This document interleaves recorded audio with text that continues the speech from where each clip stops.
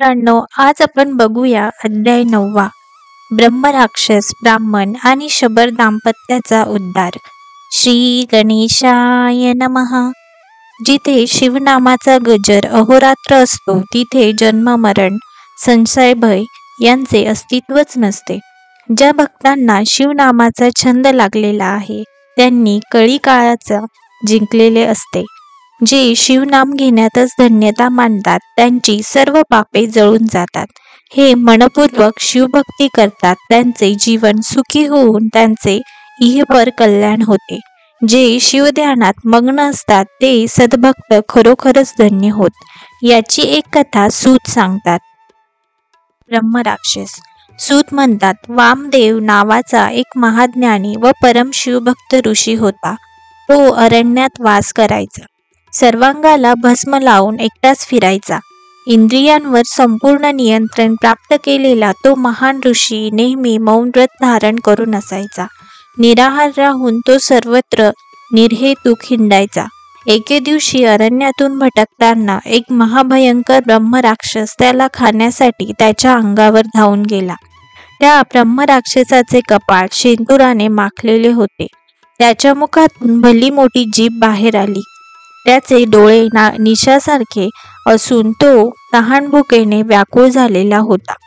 त्याने वामदेवाला जोरात आवडले, पण वामदेवाचा स्पर्श होताच त्याची असुरवृत्ती नाहीशी होऊन त्याच्या मनात सात्विकता उत्पन्न झाली. आपल्या स्पर्शाने राक्षसाचा उद्धार झाला हे वामदेवाला कळले, पण नाही वामदेवाच्या अंगस्पर्शाने राक्षसाची मती पालटली. वामदेवाच्या अंगाचे भस्म त्याच्या अंगाला लागताच त्याची हिंसक वृत्ती नाहीशी होऊन तो सात्विक वृत्तीचा झाला. आपल्या अंगाला झगटल्यामुळे एका राक्षसाचा उद्धार झाला याचेही ते वामदेवाला भान नव्हते. वामदेवाच्या स्पर्शाने राक्षसाची पूर्वकृत सर्व पापे जळून गेली. त्याच्या तपस्व्याच्या स्पर्शाने राक्षसाला दिव्य स्वरूप प्राप्त होऊन त्याला त्याचे अनेक पूर्वजन्म आठवले. तो वामदेवाला वंदन करून म्हणाला, गुरुवर्य, तुमच्या दर्शनाने मी पावन झालो आहे. तुमच्या पुढे माझे मनोगत प्रकट केल्यावर मी खरोखरच मुक्त होईन असा मला विश्वास वाटतो. तथापि तुमच्या कृपाप्रसादाने पूर्वीचे 25 जन्म जे मला आठवत आहेत त्यात माझ्याकडून जी महाभयंकर पापे घडली ती अनुक्रमे सांगतो. स्वामी, मी पूर्वजन्मी दुर्जय नावाचा राजा होतो. सत्ता, संपत्ती आणि तारुण्याच्या उन्मादाने मी दुराचार करू लागलो. माझ्या छळ आणि स्वच्छाराला कंटाळून ब्राह्मणांनी प्रजाजनांनीही पलायन केले. शेवटी मला क्षयरोग होऊन माझा मृत्यू झाला. माझ्या मृत्यूनंतर यमदूतांनी माझ्या दुराचारांची शिक्षा म्हणून मला भयंकर नरक यातना दिल्या. माझ्या यातना देहाला असह्य वेदना होत असत. एवढे दुःख सोसूनही माझ्या दुष्कृत्याचा परिमार्जन न झाल्यामुळे यमदूतांनी मला प्रदीर्घ काळ अंधकात नरकात घातले. तेथे माझे हाल झाले. अशा प्रकारे 3000 वर्ष भयंकर यातना सोसूनही माझे प्राण गेले नाही. मग मी व्याघ्र योनात जन्म झाला. वाघाच्या जन्मानंतर मी क्रमाने लांडगा, कुत्रा, सरडा, कोल्हा, गवा, माकड, गाढव, मुंगूस, कावळा, कासव, उंदीर असे पशुपक्ष्यांच्या योनीत 23 जन्म घेतले. नंतर दुष्ट निषाद झालो आणि आता हा ब्रह्म राक्षसाचा जन्म मला मिळाला आहे. स्वामी, आज तुमच्या दर्शनाने व स्पर्शाने मी पावन झालो म्हणून मला माझे सहस्त्र जन्म आठवत आहेत. ही एवढी कृपा. गंगेत स्नान केल्याप्रमाणे पापरूपी मल नष्ट होतो. दत्तात्रयाच्या प्रसादाने भवपाप नाहीसे होतात. कल्पतरूच्या दर्शनाने दैन्य जाते, पण संतांच्या सहवासाने पाप, ताप, दैन्य तिन्ही जातात. संतांचे महात्म्य किती थोर आहे याची आज मला प्रत्यक्ष अनुभूती आली आहे. त्यांचा इंद्र असा तो वामदेव अतिशय प्रसन्न झाला आणि त्याने ब्रह्मराक्षसाला भस्माचे महत्त्व विशद करणारी एक कथा सांगितली. मला एक चरित्रहीन आणि व्यभिचारी ब्राह्मण होता. त्याचे एक शत्रू स्त्री संबंध होते. ही गोष्ट तिच्या नवऱ्याला कळताच त्याने संतापाच्या भरात ब्राह्मणाचा वध केला आणि त्याचे प्रेत गावाबाहेर टाकून दिले. ब्राह्मणाच्या निषिद्ध आचरणामुळे त्याच्या प्रेत्यावर अग्निसंस्कार करण्यासाठी कुणीही पुढे आले नाही. यमदूतांनी त्याच्या सूक्ष्म शरीराला मारीत मारीत यमलोकी नेले. तो महाशिवरात्रीचा दिवस होता.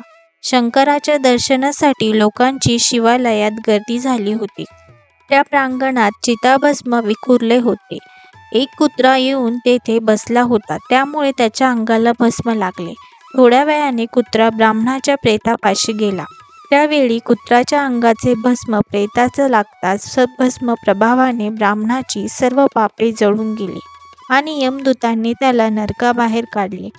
शिवदूत विमान घेऊन आले आणि त्यांनी सन्मानाने ब्राह्मणाला शिवलोकी नेले. भस्म व शिवाचे अत्यंत पवित्र भूषण असून त्याचे महात्म्य अवर्णनीय आहे. ब्रह्मराक्षसाने भस्म धारण करण्याविषयी अधिक माहिती विचारली तेव्हा वामदेवाने मंदार पर्वतावर शंकराने देवांना जो भस्म महिमा सांगितला होता तो ब्रह्मराक्षसास सांगितला. वाळलेले गोमया जाळून मिळालेले भस्म सर्वोत्तम होय. यालाच विभूती म्हणतात. ते भस्म शिवगायत्री मंत्राने अभिमंत्रित करून प्रथम अंगठ्याने आपल्या कपाळावर घालून वर उसे उभे लावावे. नंतर मस्तकी भोवती बोट व अनामिका यांनी ते लावावे. याच 2 बोटांनी कपाळावर भस्माच्या 2 रेषा द्याव्यात. मग तर्जनी वळून अन्य 3 बोटांनी शरीराच्या सर्व मुख्य मर्मस्थानी भस्म लावावे. 3 बोटांनी भस्माच्या 3 रेषा काढून यालाच त्रिपुंडर म्हणतात. अशा प्रकारे भस्म धारण केल्याने अगम्य स्त्रियांशी गमन, मदिरापान, अभक्ष, गोहत्या, ब्रह्महत्या असे महापातके नष्ट होतात. वामदेवाच्या तोंडून भस्म महात्म्य ऐकताच ब्रह्मराक्षस दिव्यरूप पावला. एक देदीप्यमान विमान येऊन त्याला शिवलोकी घेऊन गेले. तेथे तो शिवस्वरूप होऊन राहिला. असा आहे सत्संगाचा महिमा. वामदेवाच्या अल्पसंगतीने ब्रह्मराक्षसाचा उद्धार झाला. मंत्र, तीर्थ, ब्राह्मण, देव, गुरु, यज्ञ, ज्योतिष व औषधे यांच्याविषयी नेहमी श्रद्धा असावी, कारण ज्याची जशी श्रद्धा कृती येत असते. भस्मधारणेचे महात्म्य वर्णन करणारी अजून एक कथा सूत पुढे सांगतात. शबर दाम्पत्याचा उद्धार. सूत सांगतात, जो श्रद्धेने भस्म धारण करतो त्यावर कायम शंभूची कृपा दृष्टी असते. पांचाळ देशाचा अतिपराक्रमी राजा हिंस एकदा आपल्या सैन्यदलासह अरण्यात शिकारीसाठी गेला होता. काही भिल्लही त्याच्याबरोबर होते. ते राजाबरोबर सर्वत्र हिंडत असताना एक भिल्लाला पडके शिवालय दिसले. त्याच्या गाभाऱ्यामध्ये शिवलिंग जमिनीतून वर येऊन आडवे पडले होते. ते शिवलिंग त्याने राजाला दाखविताच राजा म्हणाला, हे शिवलिंग अतिशय चांगले असून तुला मोठ्या भाग्याने मिळाले आहे, पण याची भावभक्तीने पूजा केली पाहिजे, त्याचा देखावा नको. भिल्ल म्हणाला, महाराज, मी हे शिवलिंग घरी नेतो, पण त्याची पूजा कशी करावी हे तुम्ही मला सांगावे. राजाने भिल्लाला पूजेचा सारा विधी सांगितला आणि तो पुढे म्हणाला, शंकराला चिताभस्म अतिशय प्रिय आहे. रोज नवे चिताभस्म मिळाले तर उत्तमच. निष्ठावान शिवभक्त शंकराला आधी चिताभस्म लावून मगच नैवेद्य दाखवतात. ही गोष्ट राजाने भिल्लालाही माहितीसाठी म्हणून सांगितली, कारण रानावनात राहणाऱ्या भिल्लास रोज नवे चिताभस्म न मिळून त्याची पंचायत होऊ नये म्हणून राजाने त्याला आधीच साधा पूजाविधी सांगितला होता. पण राजाच्या बोलण्यावर विश्वास ठेवून त्या भिल्लाने आपण चिताभस्म अर्पण करूनच नित्य पूजा करायची असे ठरवले. एका मुहूर्तावर त्या शिवलिंगाची प्राणप्रतिष्ठा करून दोघे भिल्ल पती पत्नी शंकराची नित्य पूजा करू लागले. भिल्ल नगरातील स्मशानातून रोज नवे चिताभस्म आणून शंकराला वाहायचा. आरती झाल्यावर त्याची पत्नी घरातून नैवेद्य घेऊन येई आणि नैवेद्य अर्पण केल्यावर ते दोघे हात जोडून शिवस्तवन करीत असत. अशा प्रकारे कित्येक दिवस त्यांचे पूजन चालत होते. एकदा शंकराने त्यांची निष्ठा पाहण्याचे ठरविले. त्या दिवशी शबराला कुठेही चिताभस्म सापडले नाही. त्यामुळे तो निराशेने घरी आला.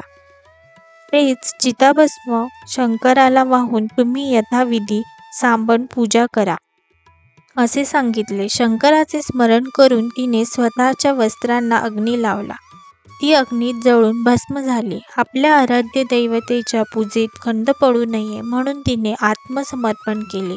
चिताभस्म घेऊन भिल्ल